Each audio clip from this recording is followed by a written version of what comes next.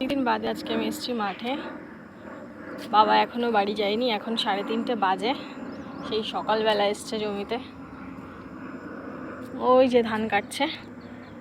তো আমিও বুঝতে পারছিলাম না কোন জমিতে গেছে, কারণ আমাদের এবছর 2টো জমিতে ধান করা হয়েছে। তো অনেক দিন আর কি আমি জমিতে আসতে পারিনি, আমার নিজের অনেক কাজের চাপ ছিল। তো এখন ডাকতে যাচ্ছি, কারণ মা আর একটা জমিতে গেছে আমাদের, তো মা আসতে পারবে না বলে আমি যাচ্ছি।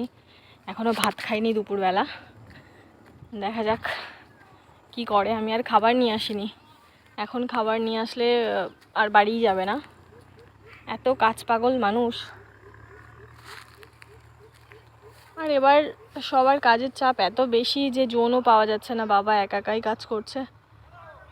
বাবা অনেক দিন বাদে গরু দেখলাম মাঠে, যে কি সুন্দর গরু চড়াচ্ছে। গরু মনে হয় ছুটে গেছে আর কি।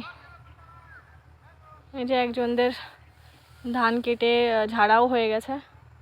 আমাদের এবছর বাড়িতে নিয়ে যাবে মনে হয়, বাড়িতে নিয়ে গিয়ে ঝাড়বে বলছিল। দেখি যাই।